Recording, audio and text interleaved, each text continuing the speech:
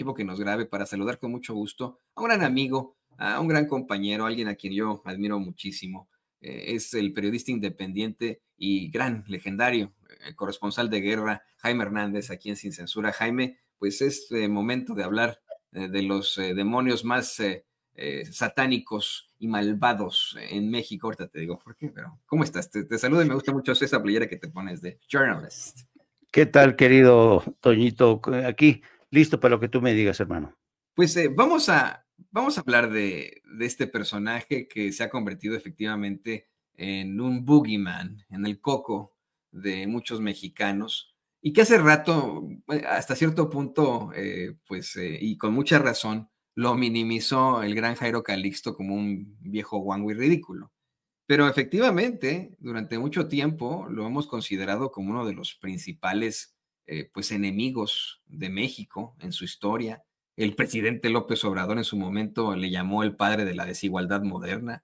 Es un hombre que estuvo pues detrás de una serie de situaciones muy controvertidas durante su sexenio y ahora pues regresa a ser parte de los titulares luego de hacer un planteamiento infame, un planteamiento hipócrita y cínico en los espacios de Héctor Aguilar Camín.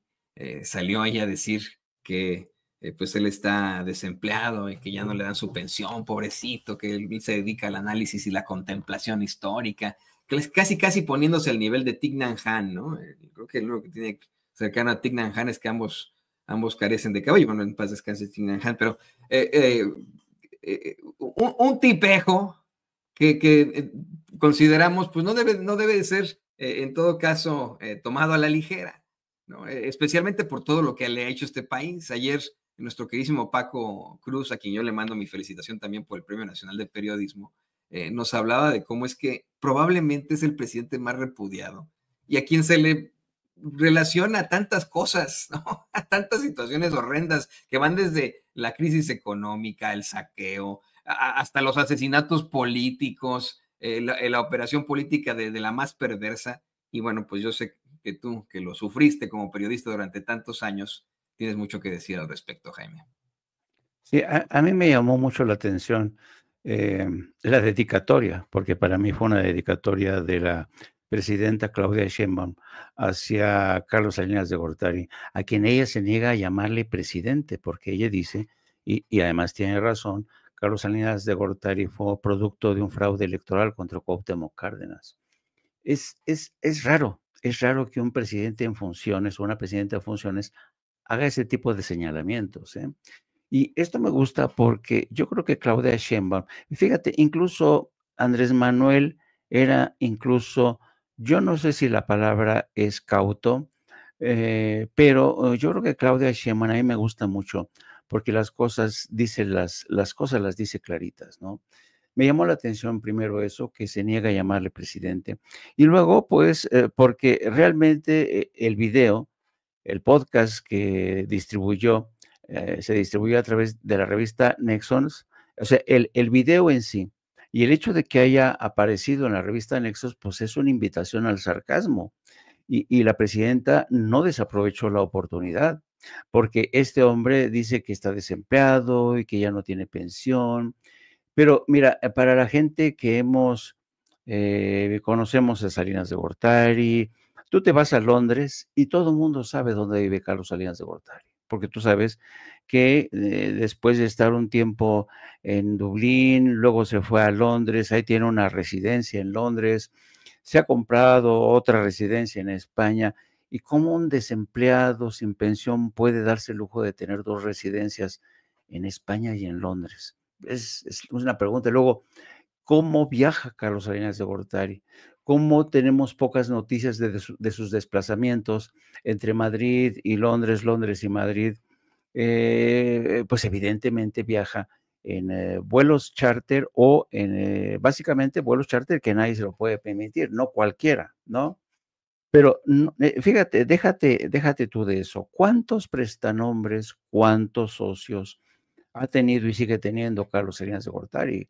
Carlos Salinas de Gortari, además de ser el padre de la desigualdad, yo coincido con eso con el presidente López Obrador, Carlos Salinas de Gortari fue el responsable del más ambicioso, del más realmente, del más lamentable proceso de privatización del Estado mexicano. Desguazó al Estado mexicano, entregó la telefonía, entregó bancos, entregó terrenos, en fin, fue porque él, en el fondo, porque tú sabes que Carlos Salinas de Gortari es de los primeros presidentes que presumían de haber sido educado en Estados Unidos y estaban convencidos esta gente de que el proceso de globalización y lo neoliberal y la privatización era lo que finalmente iba a traer prosperidad, cosa que nunca sucedió, ¿no? Entonces, realmente tiene mucha jeta Carlos Salinas de Gortari al tratar de presentarse como un expresidente menesteroso, que casi, casi suelta la lágrima en la revista de su amigo Héctor Aguilar Camín. Y cómo olvidar, además, como tú bien señalabas, Toño, la mano negra de Carlos Salinas de Gortari en un sinnúmero de operaciones políticas, la famosa cultura de la concertación, los asesinatos políticos, entre ellos el de, pues el del hombre que iba, se supone, a dar un golpe de timón en el PRI para propiciar un cambio hacia una justicia más equitativa, hacia una mejor distribución, me refiero a Luis Donaldo Colosio. ¿Cómo olvidar el asesinato de los líderes del PRI? ¿Cómo olvidar el papel que jugó su hermano Raúl Salinas de Gortari? Fue el gran aliado Raúl Salinas de Gortari con los cárteles de la droga de Colombia.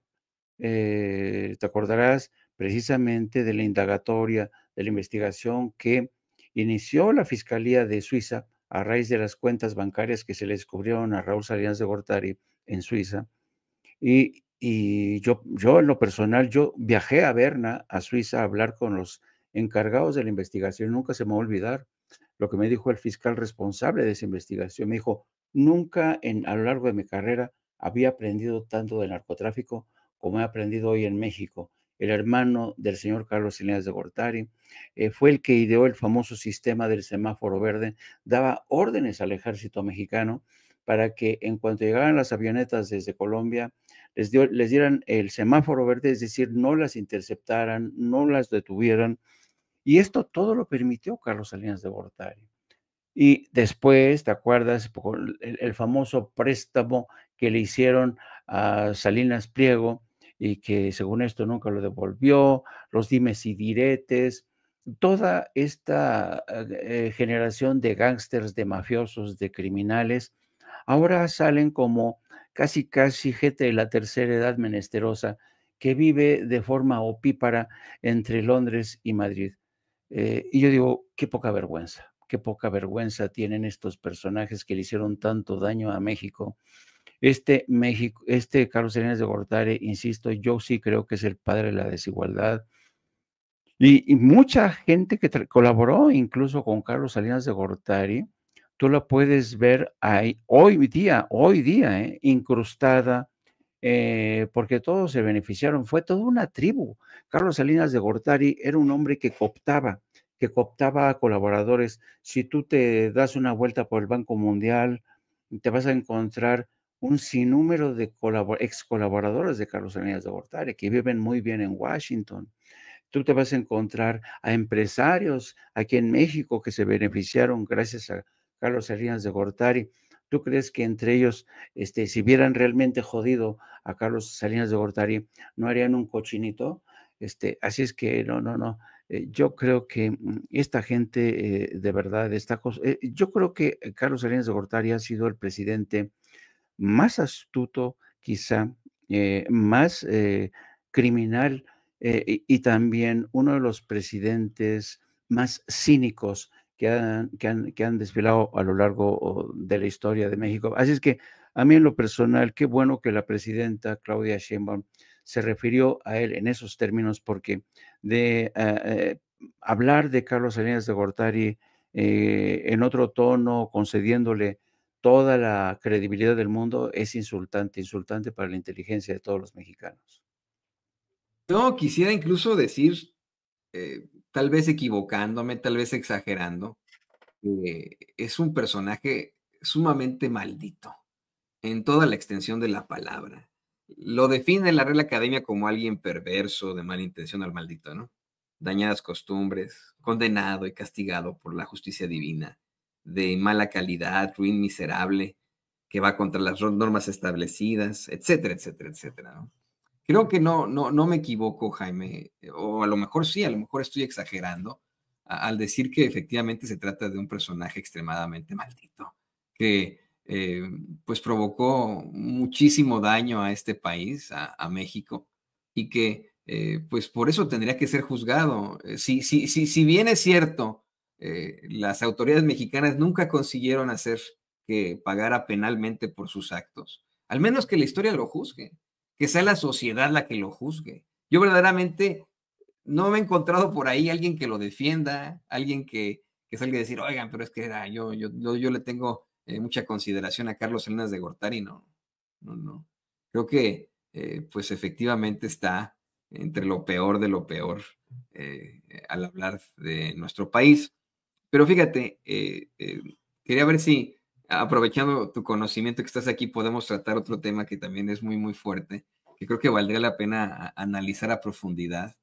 Y es, sí, claro, si no tienes algo más que comentarnos sobre las Salinas de Gortari, pero ayer efectivamente hubo un asesinato en una plaza muy fifí, muy pipiris nice, como se dice por ahí, del barrio de Polanco, usted lo sabe, uno de los barrios con mayor poder adquisitivo en la Ciudad de México, de los que son considerados de las mejores, pues vamos, de los mejores vecindarios que existen. Ahí, por ejemplo, tiene su departamento el pseudoperiodista multimillonario Carlos Loret de Mola, mejor conocido como Los Montajes en la calle de Rubén Darío, donde están precisamente los edificios más costosos al hablar de rentas y de propiedades de la industria inmobiliaria. Y ayer, efectivamente, pues ocurrió un asesinato que están utilizando desafortunadamente los fachos para el golpeteo político. Ayer se hablaba de cómo es que podrían estar calentando la plaza, pero por ejemplo, mira, Josefina Quintero en la jornada pública. Un hombre fue ejecutado cuando se encontraba en el interior de un restaurante de la Plaza Comercial Millana, localizada, espero plantearlo bien, localizada en la Avenida Ejército Nacional, en la colonia Granada de la alcaldía de Miguel Hidalgo. De acuerdo con los primeros testimonios, la víctima se encontraba comiendo en compañía de dos personas en este establecimiento El Bajío cuando fue sorprendido por dos sujetos que tenían el rostro cubierto con cascos de motocicleta que sin mediar palabra le dispararon en varias ocasiones. Ahora bien, esto provocó que efectivamente los medios de comunicación corporativos se lanzaran a decir que vivimos en un apocalipsis absoluto. Si usted ha visto la serie esta de Walking Dead, haga de cuenta que a ese nivel pusieron a México y a la doctora Claudia Sheinbaum la pusieron como el personaje de Negan, ¿no? Así como si se tratara de lo más malo de lo malo. Y esto estuvo aunado a que el gobierno de los Estados Unidos, a que el departamento, me imagino que fue el departamento, le digo exactamente quién, fue la embajada. La embajada de Estados Unidos exhortó a sus connacionales a evitar el área de Polanco en la Ciudad de México. Así lo celebró la empanizada revista Proceso con su corresponsal Mathieu Torlier. Dice, la embajada de Estados Unidos en México exhortó hoy a sus connacionales a evitar el área de Polanco en la Ciudad de México tras el asesinato de un hombre este miércoles en el restaurante El Bajío, ubicado en la Plaza Millana de la acaudalada zona capitalina. Y yo, querido Jaime, querido público consentidor, pues también le recomendaría al público, a los mexicanos y a los estadounidenses, tener mucho cuidado en viajar a la ciudad de Nueva York. Porque en la ciudad de Nueva York, en las últimas horas, asesinaron a un CEO muy importante de una de las empresas, de las compañías más potentes, más fuertes en cuanto a los seguros se refiere. Lo asesinaron a sangre fría en la ciudad de Nueva York. Claro, de esto no hablan mucho ahí en Reforma, en Proceso, en el Universal. Según reporta la agencia Associated Press, Jaime, querido público consentidor, Brian Thompson, CEO de United Healthcare, fue asesinado a tiros el miércoles por la mañana en lo que la policía describió como un ataque descarado y dirigido fuera de un hotel en Manhattan, donde la aseguradora de salud estaba celebrando una conferencia para inversores. Pues haz de cuenta que ahí en el Polanco de Manhattan, ¿no? ¿Qué opinas?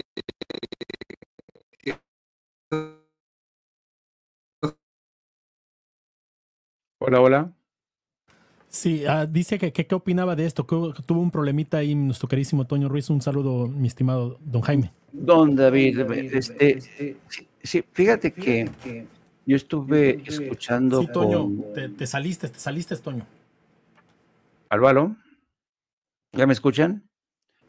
Bueno, Sí, una disculpa, tenía el micrófono abierto. Aquí andamos. Vale, no, te decía que yo escuché con atención este caso y también el anuncio de la Embajada de Estados Unidos que ha recomendado a los ciudadanos de su país no vayan, piden evitar la zona de Polanco, ¿no? Pero, y claro, esta suerte de comparación que hace Toño por lo que ha ocurrido en Nueva York en el curso de las últimas horas. Por cierto, a primera hora de hoy ya la policía distribuyó la imagen de este asesino que es increíble. Nueva York es una de las ciudades más vigiladas del mundo, pero no han encontrado al autor de este asesinato. Ya publicaron a primera hora de hoy la imagen ya más clara para identificarlo y ver de qué manera consiguen arrinconarlo en Nueva York. Pero me acordaba, querido Toño, que, mira, este tema de la violencia en la Ciudad de México no es nuevo, es una castaña vieja. Y te voy a decir por qué. La Ciudad de México es considerada por el Estado mexicano como la cereza del pastel. Si te das cuenta, si tú revisas el historial de las alertas emitidas por el Departamento de Estado, la Ciudad de México es muy rara vez que se le boletine. Te boletinan a Culiacán, te boletinan a los estados de Guerrero, te boletinan a Colima, a incluso Jalisco, algunas partes de Jalisco, pero la Ciudad de México siempre se había salvado. Lo pongo entre comillas, ¿por qué? Y eso de que, por ejemplo, durante la presidencia de Felipe Calderón,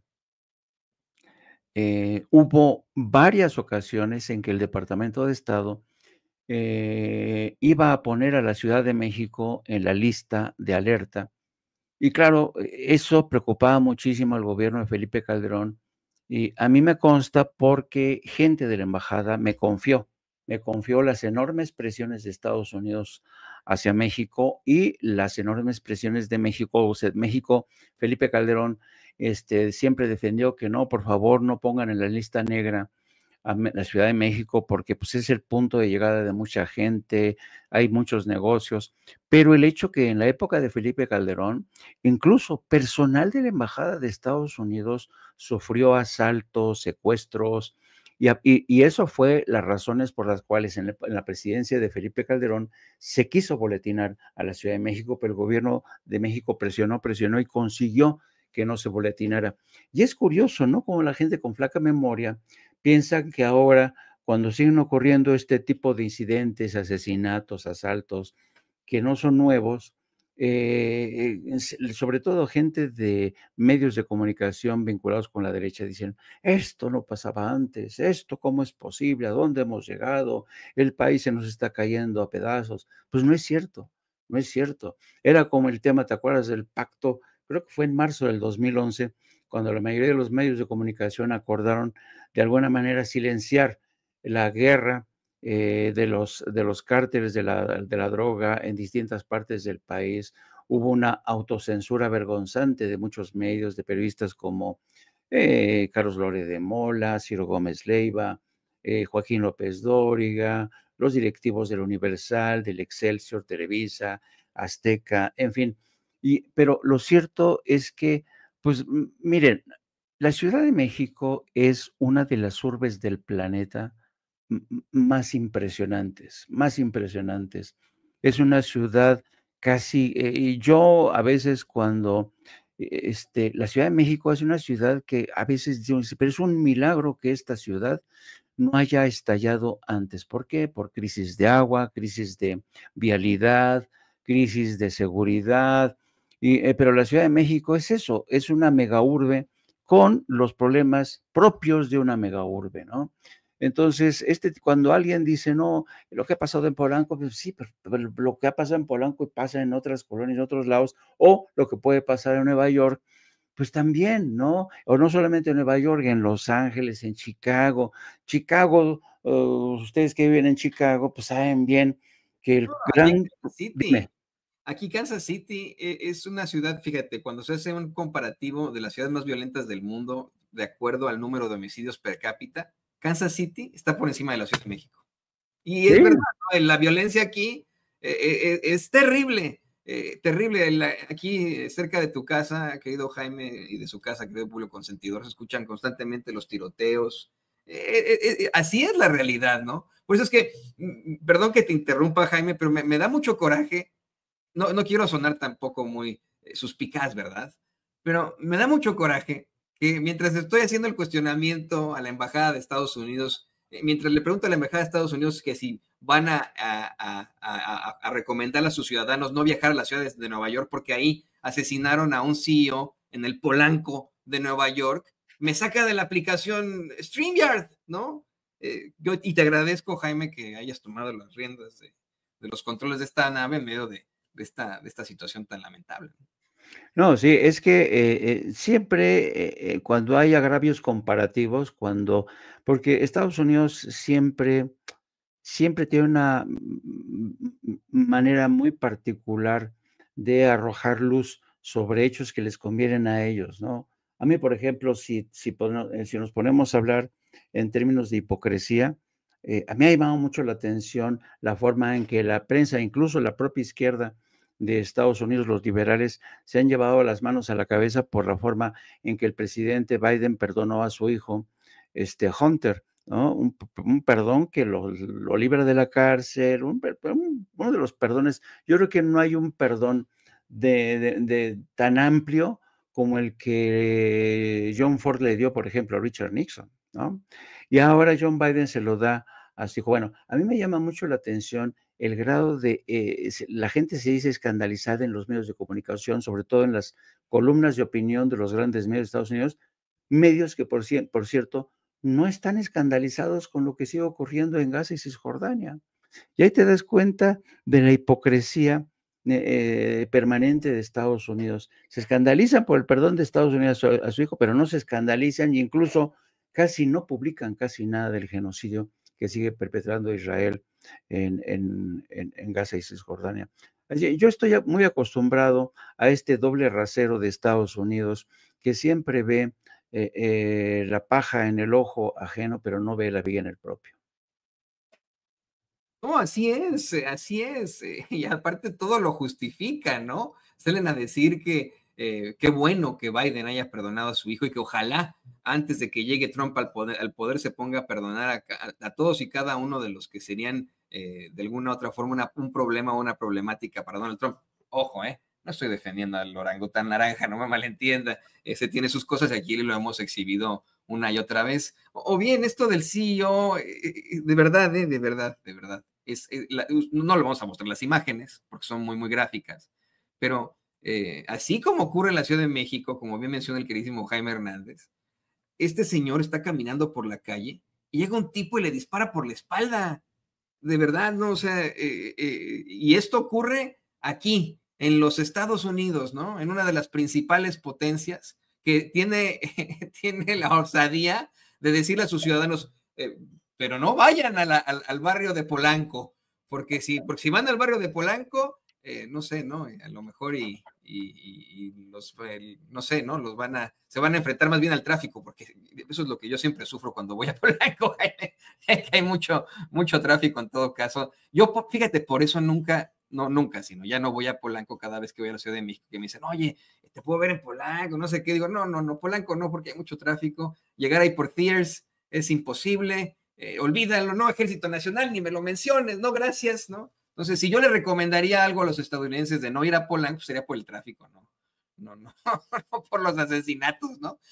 Pero, pues bueno, Yo te quiero agradecer que te hayas sumado a esta transmisión, como siempre, con mucha fuerza, que nos des estas reflexiones tan interesantes aquí en Sin Censura, que hayas tomado las riendas de los controles de esta nave.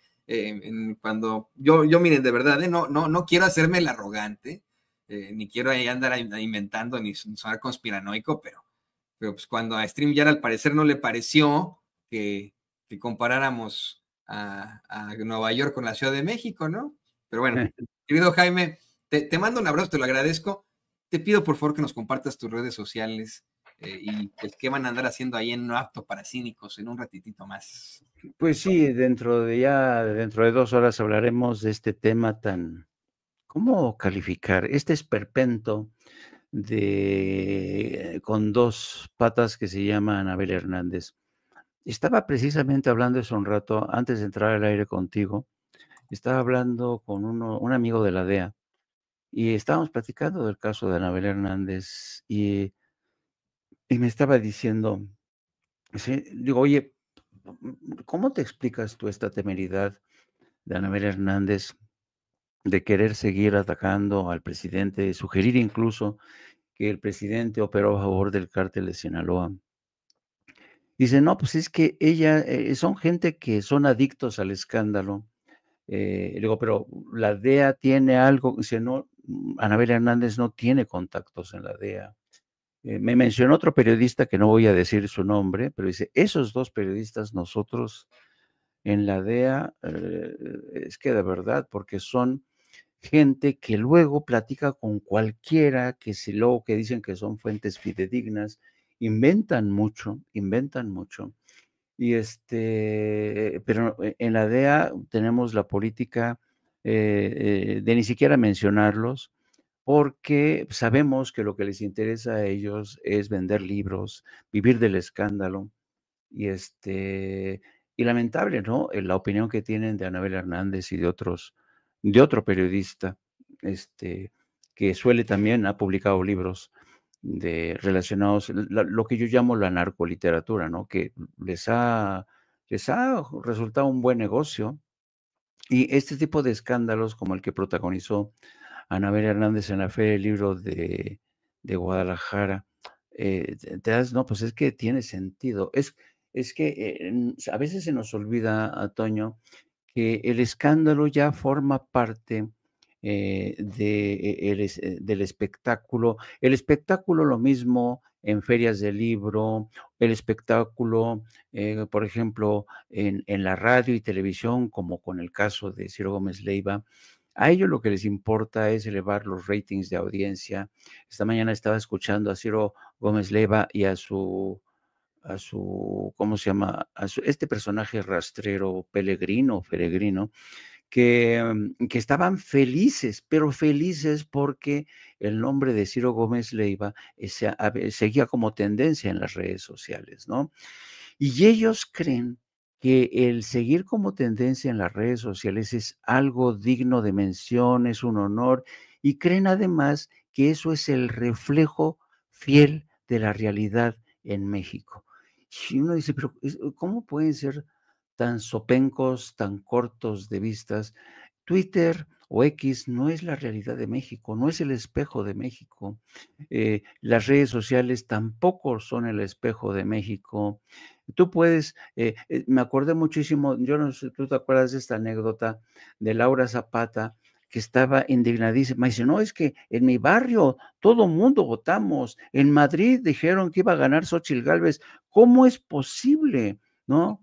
Y ese es el problema. El problema es que ellos se están acostumbrados a vivir y a nutrirse de lo que en Estados se conoce como hole rabbits, ¿no? De estos agujeros rabiosos, donde, por ejemplo, Ciro Gómez Leiva tiene un agujero rabioso donde está la gente y la gente está permanentemente escuchando porque dicen cosas que les gustan a ellos, son los famosos agujeros rabiosos. Y hay gente que cree que esos agujeros rabiosos es el reflejo de México, pero no es así. Pero, en fin, forma parte de esta nueva realidad, por fortuna. Hay gente muy inteligente que ya sabe discernir, sabe separar el grano de la paja. Mucha de esta gente seguidora de Sin Censura, de No Apto para Cínicos. Estuvimos 3 días fuera, pero hoy retornamos, querido Toño, a partir de las 14 horas. No dejen de seguirme a través de mis redes sociales, @Jaime Jorno. Te mando un abrazo, que lo hagas extensivo, mi querido Vicente, que quién sabe qué pasó con Vicente. Anda missing, Vicente. Le das un abrazo de mi parte. No, fíjate, hace ratitito, porque perdimos la comunicación ahorita con él, pero hace ratitito era lo que le planteaba yo respecto a las declaraciones de Anabel Hernández, que más bien se quedan ya en la revista del corazón. Lo digo con mucha tristeza, porque en algún momento creímos en la muy arrogante Anabel Hernández, porque se supo vender muy bien ella como la gran periodista y la gran investigadora. Era lo que nos repetía constantemente. Ella nos lo decía. Yo soy la gran investigadora. Yo que soy periodista, una gran investigadora de muchos años, y nos creímos eso. Hoy nos damos cuenta al analizar sus libros, carentes de rigor periodístico, carentes de cualquier tipo de, pues, sentido en cuanto a pruebas, en cuanto a verdadero análisis, en cuanto a sustento periodístico, que pues, la verdad más bien a donde ella pertenece es a las noticias del corazón. O sea, está muy bien, por ejemplo, cuando salen las notas estas en el TV Notas, en Ventaneando, de que Ninel Conde la demandó a ella y a Carmen Aristegui. Vamos, está al nivel de las Lili Telles, de como bien mencionas, de las Laura Zapatas, ¿no?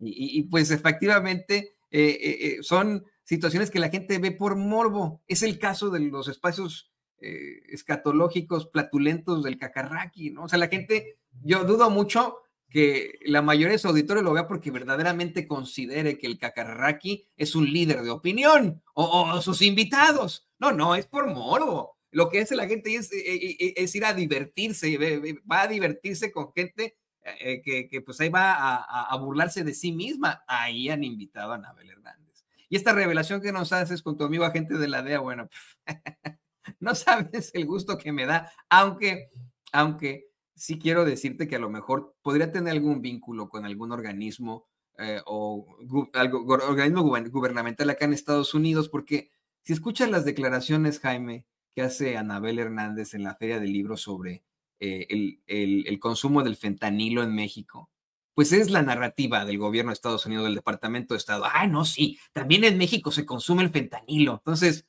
chance no la DEA, ¿no? Pero a lo mejor ahí USAID o el Departamento de Estado, ahí está con ha de ser amiga de Patel, ¿no? Y no sé, ¿no?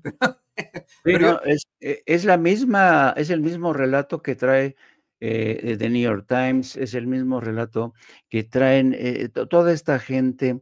Es increíble cómo Estados Unidos siempre ha insistido. Estados Unidos siempre ha convertido a México no solamente en su patio trasero, Estados Unidos ha convertido a México en su devorador de pecados. Yo no sé si conozco a la gente la figura del devorador de pecados. El devorador de pecados en los pueblos antiguos era una persona a la que se invitaba al funeral de la persona que había, y si esta persona era un criminal, si esta persona era alguien que seguramente estaba condenado a irse al infierno, se invitaba a una persona para que comiera junto al cuerpo del muerto, y de esta manera, al comer, devoraba los pecados del muerto. Era una práctica muy antigua, y entonces Estados Unidos en muchos sentidos nos ha convertido en su devorador de pecados, ¿no? ¿Dónde estalló la crisis de la adicción por fentanilo? Pues en Estados Unidos. ¿Dónde? En los botiquines de las casas de la mayoría de los estadounidenses que compraban productos de laboratorio Purdue Pharma. ¿Dónde estalló el consumo o la crisis del consumo y la adicción por la heroína? Pues en las Fuerzas Armadas de Estados Unidos, que trataban así a los soldados veteranos de guerra en Vietnam, es decir, y cuando uno va haciendo la revisión de caso por caso de todo lo que ha tenido que ver con la fallida guerra contra las drogas, pues el principal beneficiario ha sido Estados Unidos, que es el principal consumidor, donde en Estados Unidos hay leyes que prohíben el lavado de dinero. Pregúntame cuántos ejecutivos de la banca de Estados Unidos hay en la cárcel. Ninguno. Pregúntame qué miembro de la familia Sackler, dueños del laboratorio Purdue Pharma, está en la cárcel. Ninguno. ¿Por qué? Porque llegan a acuerdos con el Departamento de Justicia, pagan una módica multa y se acabó, ¿no? ¿Qué es lo que ahora hacen? Ya aprendieron el camino los líderes de los cárteles como Joaquín Guzmán López y su hermano, que ahora ya no, pues vamos a negociar nosotros con el Departamento de Justicia, les damos a cambio el mayor Zambada, causamos una guerra brutal en Sinaloa, pero nosotros por lo menos ya nos salvamos, ¿no? Por eso te digo que hay una larga historia de encuentros y desencuentros, y va a ser fascinante cómo el nuevo gobierno de Claudia Sheinbaum se enfrenta a esta nueva realidad, cuando Donald Trump asume el poder. Ayer estaba escuchando a John Feely. John Feely, Toño, fue el ex subsecretario de Estado para todo el hemisferio, fue encargado de negocios para México, fue embajador en Panamá, y John Feely odia a Donald Trump, porque Donald Trump lo maltrató mucho a él y a Roberta Jacobson. Donald Trump maltrató a esta generación de embajadores y diplomáticos que lo odian y entonces a mí me llamó la atención el carácter tan asertivo, John Feely diciendo, no, esto va a pasar, sí va a haber incursiones de las Fuerzas Armadas de Estados Unidos en México, México no está preparado para recibir a miles de deportados. Digo, espérate, John, vamos a ver, como dice Claudia Sheinbaum, vamos a ver, espérate, pero no, yo vi muy convencido ayer a John Feely en la Feria del Libro, diciendo que sí, que nos va a ir de la chingada con Donald Trump. Digo, bueno, yo entiendo, John, que tú le tengas odio jarocho a Donald Trump, pero espérate, como dice Claudia Sheinbaum, espérate, sereno. De esta parte de México tenemos un gobierno que tiene una presidenta con mucho coco, tiene colaboradores bastante hábiles, astutos, así es que yo no creo que vayamos a caer, sabes, en una tormenta, en un escenario apocalíptico, una vez que asume el poder Donald Trump. A lo mejor me equivoco, porque todos nos equivocamos, pero yo no creo francamente que a Estados Unidos le convenga pelearse, declararle una guerra a México, porque dependemos tanto el uno del otro.